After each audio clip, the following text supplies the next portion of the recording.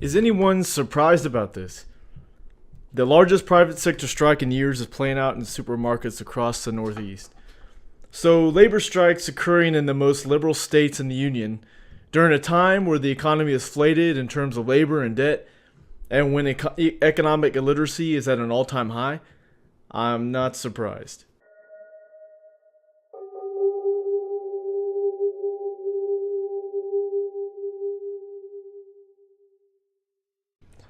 More than 30,000 grocery store employees in the northeastern United States are refusing to return to work for the second time or the second day in a row.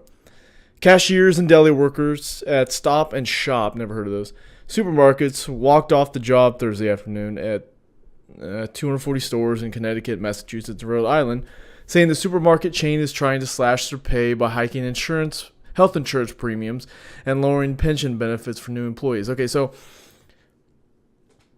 the lowest skilled labor is striking, which is usually the norm in these types of strikes. Could Obamacare be the culprit of this? Since its inception, the health insurance rates have been rising rapidly. And because of the mandate, companies are being forced to put more people on part-time work. So I'm sure that's also contributing to the lower pension benefits, possibly. The workers have been Okay, so here's where the economic lunacy ensues.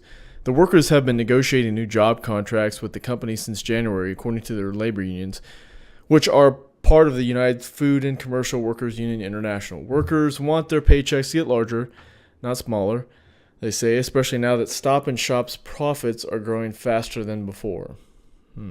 Okay.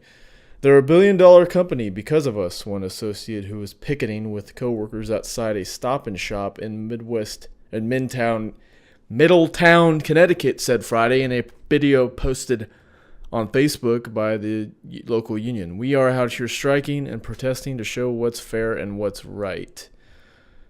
So they are performing low-skilled labor, which most people with 2 arms and 2 legs who can walk can perform, and they want more money. Well, you get paid what you can perform, what value you offer to a business. So if you can cut meat, yeah, they're not going to pay you that much because you don't offer too much value, and, well, that's that. The company offered across-the-board raises, but union reps say the jump in healthcare premiums and deductibles for employees would end up costing them more than they would get from any pay bump. So instead of, pursuing nutrition and health, they just want a bump in healthcare premiums. They want help with healthcare premiums and deductibles.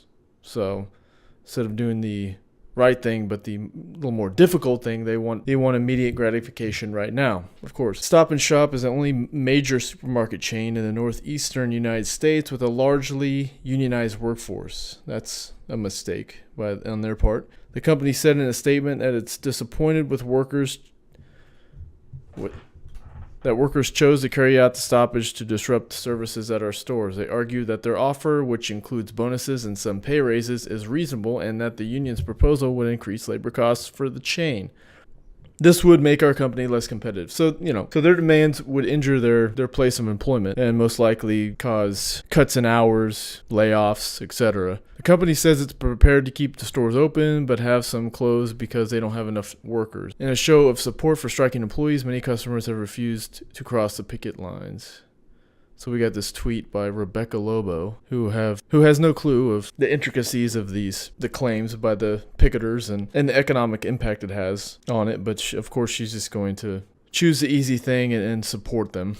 So before I end the video, I want to bring up the Pareto principle, which is an economic principle developed by economist Vilfredo Pareto. And the Pareto principle, which is also known as the 80-20 rule, states that for many events, roughly 80% of the effects come from 20% of the causes. So when it's applied to businesses or the economy, 20% of the people create 80% of the products or 80% of the value. So these workers are going on strike for more wages, and they claim that they create these businesses and make them for what it is. Well, that's not true. The top 20%, the higher skilled, higher IQ, harder working people, the CEOs, what have you, managers, they create most of the value. I'm not saying they create all the value, but the Pareto principle states they create 80% of the value, the top 20%. So what these workers are essentially doing is they just want empathy from society for an increase in pay. And what it's going to result is the destruction of their employer.